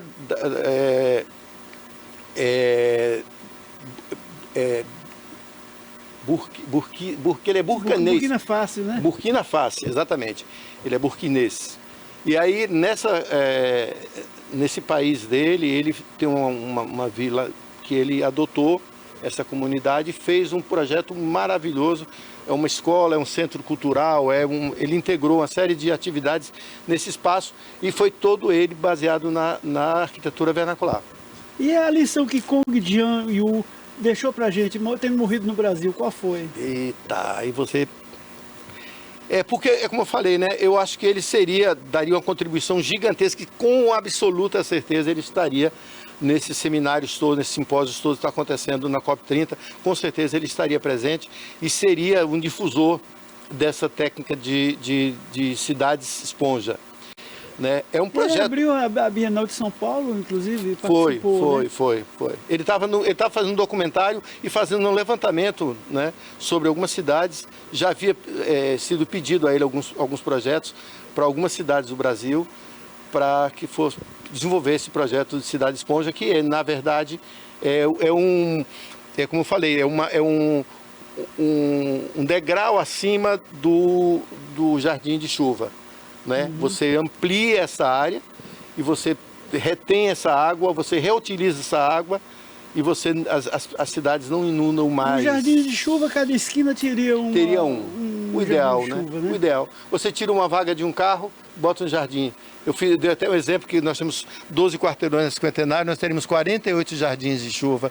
Acabaria definitivo com o problema das inundações da Cinquentenário e ficaríamos uma cidade infinitamente mais bonita. Mas o povo prefere ainda o carro. Mas não atrapalharia o trânsito, não? De forma nenhuma, é uma vaga. Uma vaga menos em cada quarteirão. 4, no caso, são 4 esquinas, né? Seriam 4 vagas por quarteirão. Nós perderíamos tirarmos 48 carros parados e colocaríamos 48 jardins. Olha que coisa linda. Kiko, olha como é interessante. Hoje em dia muito se fala em cidades inteligentes. Mas se a gente parar para pensar um pouquinho, qual a maior inteligência que existe perfeita, é a própria natureza, que se autorregula. Se um dia o ser humano for embora, a natureza ela se refaz, sozinha, sem precisar da gente. Então, a maior inteligência que existe é a própria natureza. Então, o que a gente tem que entender e começar a estudar é como a natureza age para a gente ter que poder conseguir replicá-la. Devolver ela ao estado natural. Devolver ao estado natural o máximo possível. E interagir com ela e não querer acabar com ela para tomar seu espaço. Como eu estava falando, a nossa grande luta do urbanista é você convencer o poder público a deixar as ruas para as pessoas e não para os carros, né? O mundo todo está fazendo isso, Kleber. Ninguém está inventando a roda nessa discussão. O mundo todo já está percebendo que os centros das cidades, principalmente a parte histórica, já não comporta mais ônibus, carro, poluição, barulho, porque os edifícios históricos de algumas cidades passam por problemas estruturais por conta dessa poluição constante, desse ritmo enlouquecido que algumas cidades tinham e estão diminuindo isso. Londres hoje, para você rodar de carro dentro no miolo de Londres, você paga uma fortuna, porque está inviabilizando cada vez mais o carro na área central da cidade. Mas em Itabuna, os motoristas nos bairros, principalmente, param muito os carros no passeio. Quer dizer, o passeio deixou de ser do pedestre para ser dos motoristas, e aí? É problema. Mas aí é uma questão de educação e de fiscalização, né? Aí vai a educação, vai a fiscalização, uma série de... Multas, talvez, sim, né? Sim, no bolso, sim. Faz parte da educação. Itabuna hoje, vamos falar assim, da nossa realidade, né? As pessoas falam, é insanidade pensar dessa forma. Mas a Cinquentenário, se ela fosse um calçadão, seria lindo para a cidade, seria maravilhoso para as pessoas. Seria maravilhoso. Agora as pessoas não conseguem entender isso. Não, mas tem o comerciante que tem que o caminhão encostar para descarregar a geladeira. Isso não existe. Quando fizeram o calçadão da Rui Barbosa, disseram a mesma coisa, que não tinha como chegar as coisas, e as coisas se adaptaram e chegou tudo, e chega tudo. O problema todo é que não entra mais o caminhão, entra um carro pequeno. Agora... Entra uma galeota, mas não entra mais no caminhão. A Paulino Vieira também teve o projeto de um calçadão, mas só tem um quarto da rua, né? A primeira parte da primeira etapa, e a obra não teve sequência ainda. É vontade política, né? Eu não sei exatamente como é que o projeto se deu na cabeça das pessoas que conceberam. Se era a intenção de fazer somente aquele pedaço, ou se era fazer todo mas a gente vai, gira e cai na mesma coisa. Ainda está se privilegiando o carro no centro da cidade. Então, na hora que pensar assim, não há necessidade nenhuma de carro passar na Paulino Vieira. Então, vamos interditar ela toda e acaba-se o problema. Mas aí tem aquela história, o cidadão comprou um prédio antigo, histórico, belíssimo, e o que é que ele fez? Derrubou e fez estacionamento. Exatamente. Ele tem que escoar esse carro que para ali. Então ele destrói a cidade duas vezes. Ele destrói o patrimônio histórico e destrói a possibilidade de se ter um calçadão, porque ele construiu um estacionamento, os carros vão sair. Agora Itabuna está investindo também na Beira Rio, em parques, jardins, um bocado de coisa, equipamentos, né? Isso aí é uma política boa, é uma política adequada? Está faltando alguma coisa nisso aí? Passo para você. Kiko, Kleber, eu penso que sim, é importante. Sempre importante. Né? Você está trazendo lazer, está trazendo recreação, atenção para os usuários. Negócio, tem as barraquinhas também. Tem a questão econômica também, acho que movimenta o setor econômico. A questão da segurança pública também, porque você está trazendo iluminação para áreas que anteriormente eram mais escuras e, querendo ou não, isso traz um pouco mais de crime para o espaço. Então, você revitalizar os espaços, você traz mais segurança pública, você traz a questão do esporte, lazer, convivência de família, tudo isso é muito importante. Meu único ponto em relação a isso, minha única crítica é por que não fazer isso também nos bairros? A gente vê poucas coisas em bairros. Alguns bairros, eu vi que Mangabinha teve a reforma da praça, mas eu acho que ainda falta ter um pouco mais de atenção para os bairros periféricos de Itabuna. O centro está muito bonito. Eu acho que não tenho o que falar do centro, algumas coisinhas, mas o centro vem sendo muito bem cuidado pela gestão atual. Mas eu tenho visto pouca coisa acontecendo nas periferias. Mas, de uma forma geral, eu acho que é importante pensar no centro. É importante quem chega de fora da cidade e chega no centro da cidade ver como Itabuna está uma cidade bonita. Realmente, Itabuna está uma cidade linda no centro. E isso é importante. Mas a gente também tem que ter um pouco de atenção para as periferias. Eu tenho, inclusive, um amigo que ele fala assim, Itabuna, a cidade está ficando bonita, mas é uma das entradas mais feias do Brasil.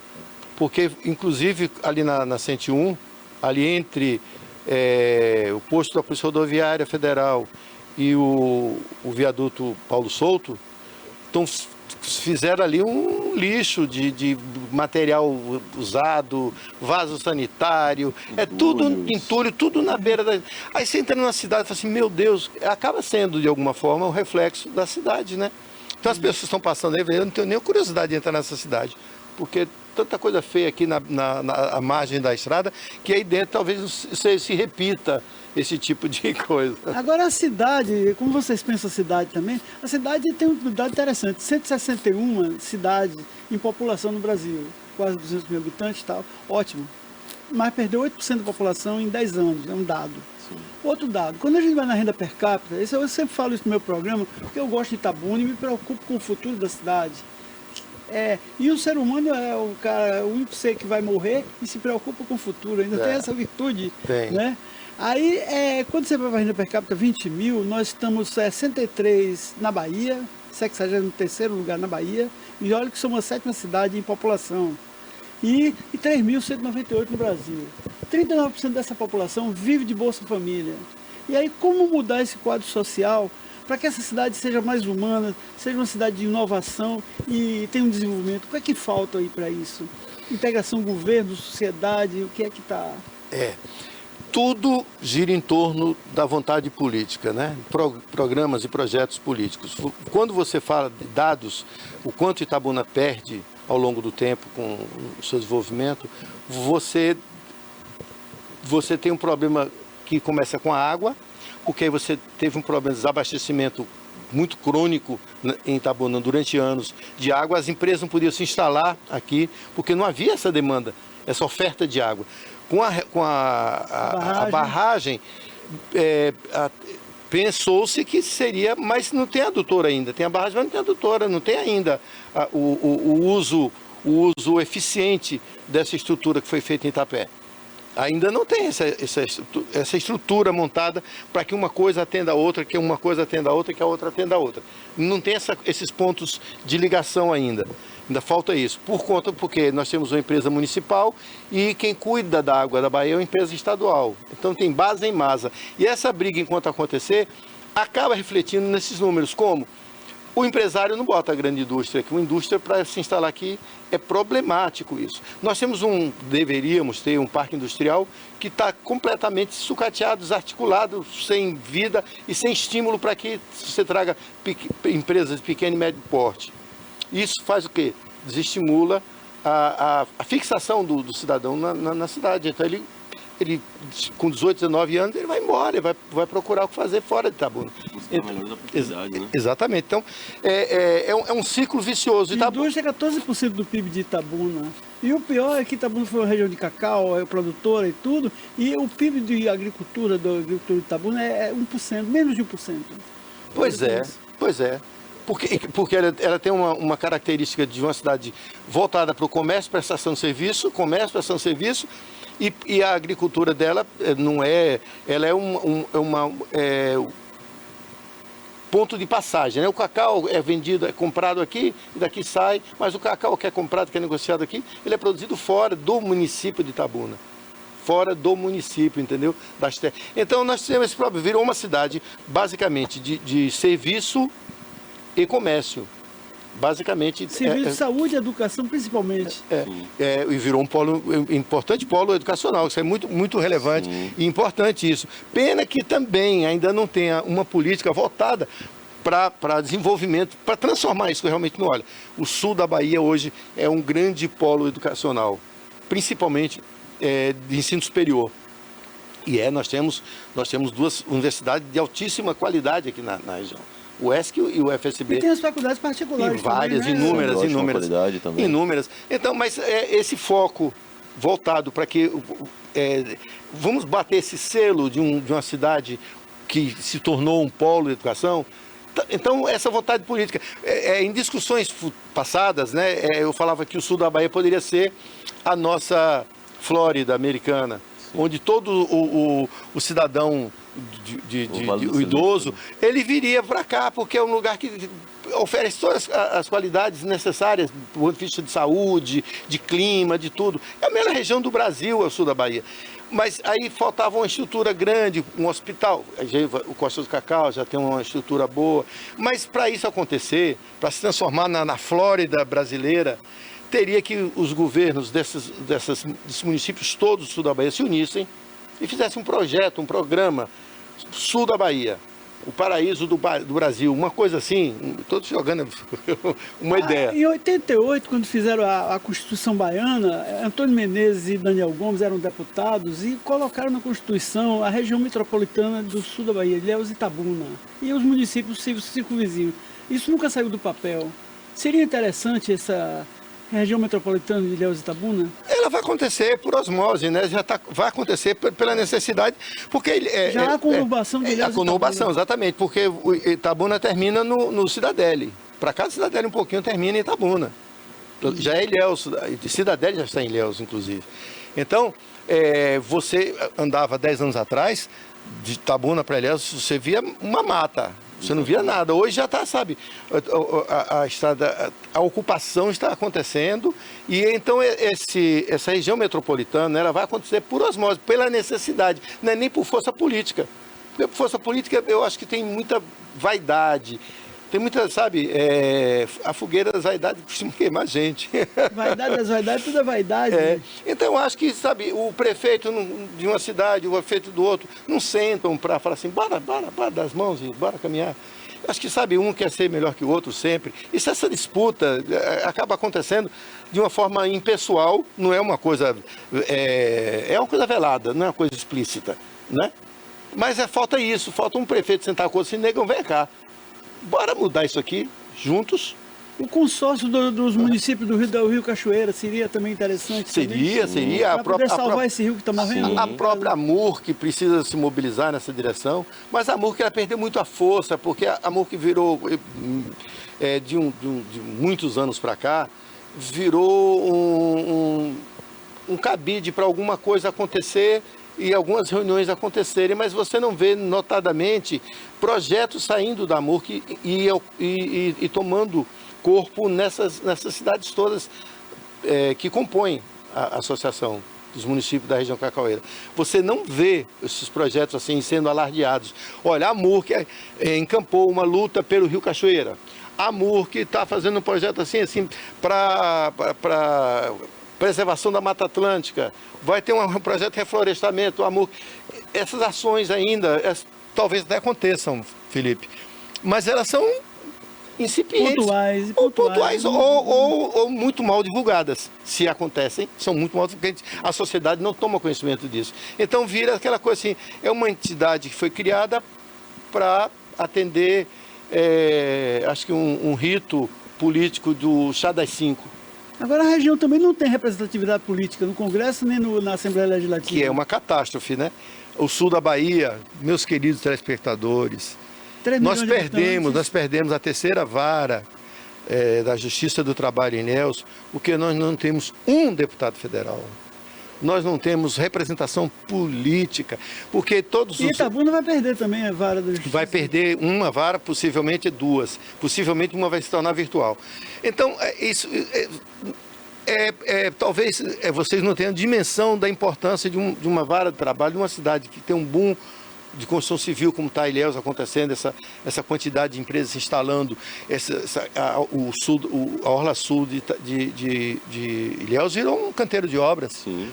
Então, e você começa a perder instrumentos, né, de legalidade, de dar legitimidade ao trabalhador dessa região. Quer dizer, isso é muito, muito duro. E por quê? Porque nós não temos a representação política e a cada 4 anos o cidadão vem de Salvador, né, aqui em Itabuna, e leva os votos E quando acontece um problema em Itabuna, quando acontece um problema em Ilhéus, eles não estão aqui e não estarão aqui, porque eles não são daqui, não tem compromisso nenhum com isso aqui. A verdade é essa, me perdoe a forma como eu fico assim meio... Porque é uma coisa que a gente sente na pele, nós não temos representação. É frustrante, né, Kiko? É frustrante, porque você vê as coisas não acontecendo na região, porque você não tem uma voz para falar. Já teve 2 governadores, César Borges e Lomanto. Pois é. E só retomando uma fala que Kleber disse, que trouxe na estante, Itabuna e Ilhéus hoje são polos universitários, Sim. educacionais. Então, quantas pessoas muito bem capacitadas saem dessas universidades a cada semestre? E quantas delas ficam aqui para retribuir à nossa região aquilo que foi lhe dado? Mas eu não coloco culpa nessas pessoas, porque falta-lhes oportunidade. Então, a gente precisa, a gente enquanto governo, a gente enquanto população, a gente precisa lutar para que a nossa região segure essas pessoas para devolver para a gente, para a população, aquilo que lhe foi dado enquanto educação, conhecimento. Então, eu fico muito feliz hoje em voltar para a universidade enquanto professor, na faculdade onde eu me formei, e ver que os alunos que estão saindo hoje lá saem melhores do que eu quando entrei e quando saí. Então, com qualidade de ensino melhor, com mais consciência do que estão fazendo lá. Então, isso é importante. A educação sempre vai ser, acho que, a porta de entrada e a melhor porta de saída para trazer o que há de melhor para a gente. Só complementando uma fala dele, assim, eu acredito, inclusive, que o poder público dessas cidades, desse polo que está se formando de forma muito consistente, principalmente universitário, eu acho que o poder público deveria, né, ter um diálogo mais profundo, né, um aceno mais sensível a esse corpo discente que saem a cada 6 meses dessas faculdades, dessas universidades, para você criar, porque como você falou, são mentes brilhantes que vão embora e poderiam deixar muita coisa aqui. Poderiam ter parcerias maravilhosas com o poder público, entendeu? Mas falta esse diálogo. E a IA na neuroarquitetura, como é que entra? A IA entra não só na neuroarquitetura, mas eu acho que está entrando em todos os setores, né? E é importante estar atento, é importante contextualizar. E, inclusive, essa semana, Kiko, teve na Anhanguera, na Faculdade de Arquitetura, teve o CEMAL, que é a Semana de Arquitetura, que trouxe esse tema para os alunos, né? Para debate. E a importância que é a utilização correta da inteligência artificial junto à arquitetura, porque hoje a inteligência artificial é utilizada em todos os ramos. Advogados utilizam inteligência artificial, médicos, engenheiros, jornalistas, e realmente é uma grande ferramenta, que facilita muito a nossa vida. Mas o único ponto que eu boto em relação à inteligência artificial, que eu utilizo muito, inclusive, isso está mudando a forma da gente de pensar. Antes a gente aprendia a dar respostas. A gente aprendeu na escola, na faculdade, a perguntarem para a gente e a gente ter que dar resposta, saber a resposta. Eu acho que hoje mais importante do que saber a resposta é saber a pergunta correta, porque a resposta está de fácil acesso. Hoje a gente tem Google, inteligência artificial, enfim, muitas outras... É o prompt, o segredo é o prompt. Então a gente tem que saber montar o prompt, montar a pergunta, fazer a pergunta complexa. Eu passei por algo engraçado esses dias, que uma pessoa próxima a mim queria usar a inteligência artificial e fez uma pergunta básica para a inteligência artificial, e ela respondeu de forma básica. E aí eu falei, não, você precisa de uma pergunta mais aprofundada. Aí quando eu fiz a pergunta mais aprofundada, ela respondeu o que ela realmente precisava. Agora, que mensagem você deixa para os ouvintes? Em relação à arquitetura e neuroarquitetura de uma forma geral, a gente precisa começar a mudar a nossa mentalidade de como para quem que a arquitetura ela é fornecida. A arquitetura, a neuroarquitetura, de forma geral, ela é feita por pessoas para pessoas, independente de classe social, religião, do que seja. A gente tem que entender que a arquitetura ela é fundamental por pessoas e para pessoas, sem distinção. Então, quando a gente começar a entender isso, a gente vai entender que as necessidades que temos no dia a dia, de trabalho, de descanso, elas podem e deverão ser atendidas também pela arquitetura, porque o ambiente ele interfere totalmente em tudo que a gente sente. Então, a gente tem um lugar acolhedor dentro de nossas casas, a gente tem um lugar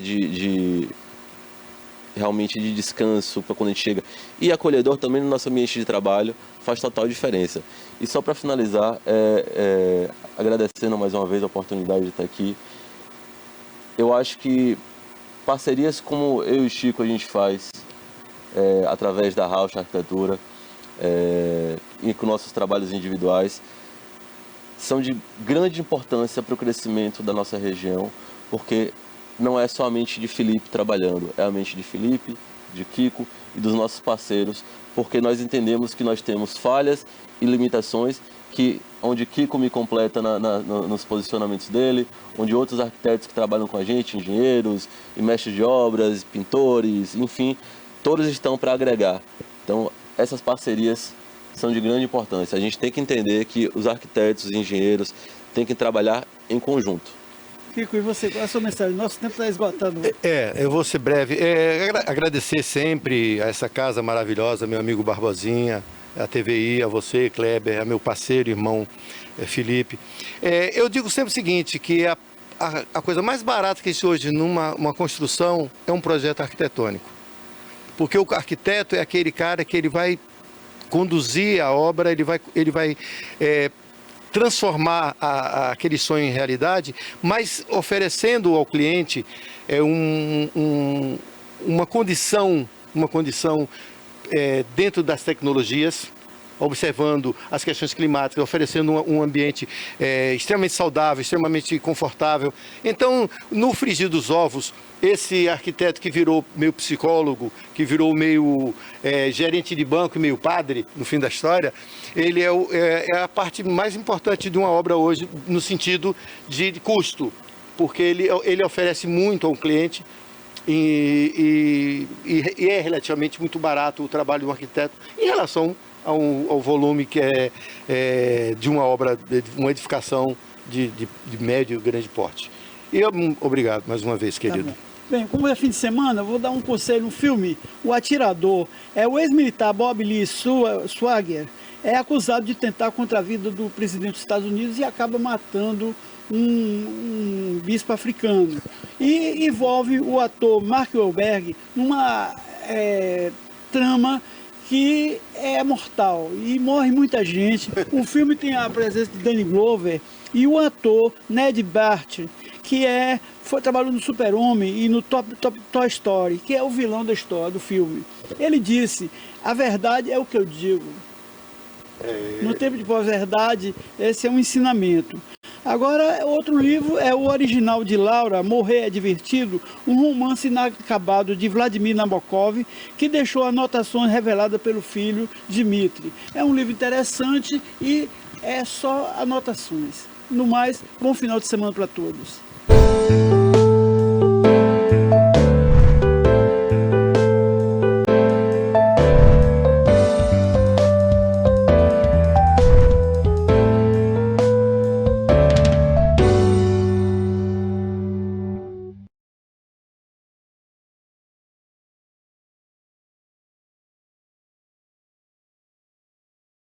Eu sou Fernanda Andrade, tricologista, especialista em calvície e queda capilar.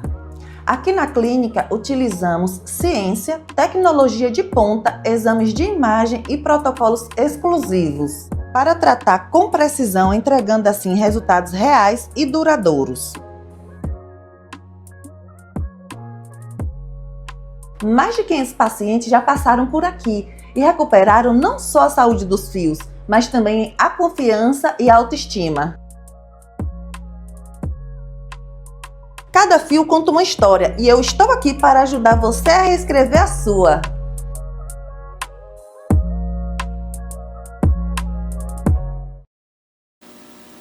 Estamos de volta depois de O Assunto É com o Kleber Torres e a gente dá seguimento com muitas notícias. Bom, COP30 acontecendo e também muitas questões. Além de manifestação ontem e participação ali então de todo o povo indígena do Belém, aconteceu também hoje, nessa manhã, um bloqueio da entrada na COP30. A gente tem algumas imagens também, eu vou pedir para a produção reproduzir para vocês, enquanto a gente dá seguimento aqui às falas.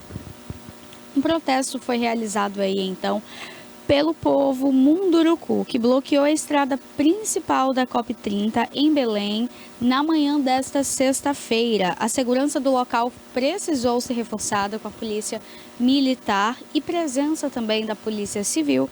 O ato tem como objetivo exigir uma reunião urgente com o presidente Lula. Os manifestantes reivindicam então que o governo brasileiro suspenda todos os projetos de desenvolvimento da Amazônia, incluindo mineração, exploração de madeireira, perfuração de petróleo e a construção também de uma ferrovia para transporte de produtos agrícolas e minerais. O protesto ocorre aí então 2 dias após outro episódio de tensão, quando um grupo de manifestantes entrou à força no pavilhão de conferência e entrou em confronto com os seguranças que estavam no local. Pode colocar, produção.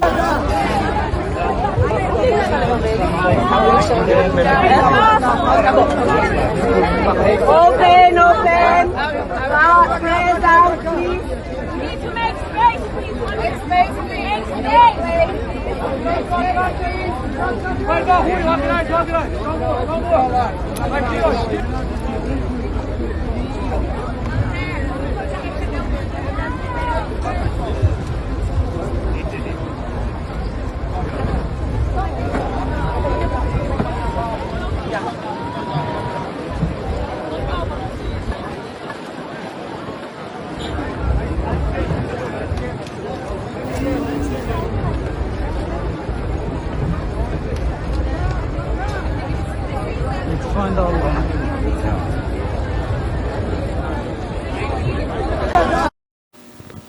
Para quem não sabe o que é a COP30 é uma reunião global que acontece anualmente reunindo os líderes de diversos países, representantes da sociedade civil, para o debate e também a definição de estratégias que trarão combate às mudanças climáticas, como o aquecimento global, também a preservação da biodiversidade. E por que 30, Pérola? Justamente pelo fato de acontecerem todos os anos. Então essa é a 30ª Conferência das Partes da Convenção Quadro das Nações Unidas sobre Mudanças Climáticas.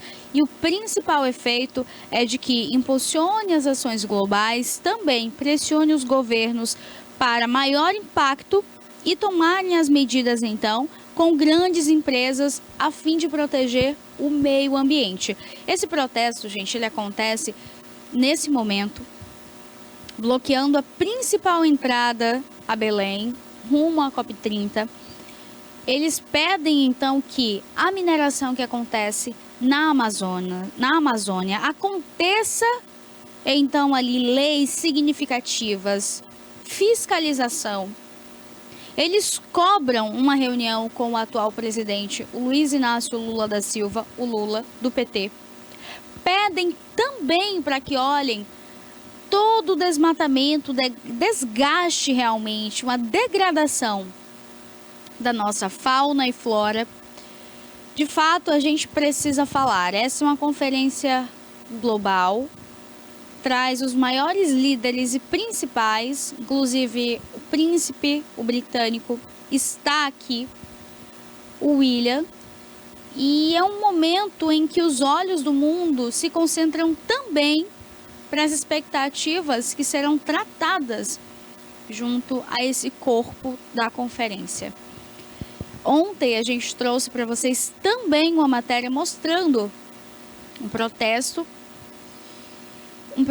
do povo indígena que cobra e fala sobre a Amazonas e principalmente sobre o povo originário que por vezes é esquecido, desrespeitado e tem suas terras tomadas. A devastação, a desgastação, quando a gente fala principalmente no minério, a gente entende o quanto a fiscalização ainda é precária. Quantas empresas chegam lá, fazem o que quer, roubam, exploram do próprio povo, daquelas aldeias ali no coração do Amazonas. A gente entende que Belém passa agora por esse processo que é muito importante para o Brasil. As questões climáticas, elas trazem assuntos relevantes para o futuro da sociedade, para o nosso futuro. Mas não é apenas o amanhã, é também o hoje. É falar do hoje, do agora, do que está acontecendo. Então a gente precisa falar de assuntos relevantes para nós. E não só assuntos que outros países tragam para a gente. Então, cada um vai apresentar ali as suas expectativas. Cada um tem ali, então, as suas estratégias no combate a essas mudanças climáticas. Mas quanto o Brasil, país sediador e principalmente com tantas questões, eu acredito que poderia sim ser um dos tópicos a serem falados. Então, essas manifestações acontecem em prol disso. Em prol de que o povo não fique esquecido, calado ou desrespeitado. Enquanto a gente se cala, as coisas continuam funcionando como eles querem. A partir do momento em que a gente rompe esse silêncio, a gente consegue um avanço. O Brasil não é terra sem lei e não deve continuar da forma que está. Então, por isso, a gente segue trazendo aqui para vocês atualizações da COP30, falando então desses assuntos, as manifestações principalmente que estão acontecendo por lá. Mas como já estamos chegando quase ao finalzinho do nosso programa, eu quero trazer para vocês um anúncio, um comunicado oficial. Informamos então que o sorteio que aconteceria neste domingo, 16 de novembro, será adiado para a próxima semana. Por qual motivo? É um motivo bem simples e acredito que vocês consigam entender. Dia 15 é feriado, é um sábado. Todo sábado acontecem ali as coletas nos pontos de venda e com seus revendedores de quem já tinha comprado as cartelas durante a semana. E tem até sábado, por volta de meio-dia até 2 horas, para continuar fazendo suas compras. E no período da tarde, esses revendedores levam lá para ficarem todas as cartelas, todos os cartões de sorte juntos. Então, assim que esses revendedores voltam trazendo ali as cartelas, no domingo a gente faz o sorteio. Como não será possível nesse sábado? Porque muitos desses estabelecimentos com os revendedores estarão fechados. O ponto de entrega para o seu cartãozinho, quando você compra a cartela, vem ali embaixo, você preenche com seus dados, endereço, telefone, nome e cidade. Então, como essa coleta não vai poder ser feita até o sábado, que é o prazo útil, a gente não pode fazer com que até hoje todas as entregas sejam feitas, porque está fora do regulamento. Então, é necessário que espere para o próximo sorteio. Pérola, comprei minha cartela, então não vale? Vale, você vai continuar concorrendo. Porém, esse sorteio que seria domingo vai acontecer na próxima semana. Então, você que já comprou, não tem problema nenhum, você vai participar do sorteio. E esse sorteio, gente, vai acontecer na semana que vem, devido ao feriado de amanhã, que então alguns estabelecimentos estarão fechados, tá bom? Então fica ligadinho, porque o sorteio vai continuar, você concorre aí aos 30 mil normalmente, só que ao invés de ser domingo, depois de amanhã, vai ser na próxima semana. Então é mais uma semana e a gente recolhe tudo que precisava ser recolhido amanhã e continua você concorrendo, tá certo? Um beijo, um bom final de semana. Deus abençoe você, sua família, sua sexta-feira, no trânsito dê sentido e segurança à sua vida. Não esquece, hein? Cinto de segurança, se beber não dirija, se sentiu mal, embriagado, tenta descansar, beber uma água, pede para um familiar conduzir o carro, evite. Cuide da sua vida, da sua saúde e principalmente, não esqueça, amanhã não tem TVI, mas dá para você assistir aí toda a nossa programação. Quando eu falo TVI, é o TVI News ao vivo, hein? Mas dá para você assistir as nossas reprises, os nossos quadros, com entrevistas, qualidade de vida, com o bem viver. Muitas dicas valiosas. O assunto é Entenda Direito, PQP com Toné e, claro, aqui a gente, o TVI News, com muitas notícias. Por isso, segue a gente também através do nosso Instagram TVI Play Oficial. Comenta lá também, ó. Pérola, tem uma denúncia, tem um tema. Como que faz para ser entrevistado? Pode mandar tudo pra gente, a gente recebe com muito carinho. Afinal, são 20 anos da TVI, contando, ouvindo, fazendo parte da sua história e tendo você como parte da nossa história. Beijo carinhoso, fiquem com Deus e até segunda-feira.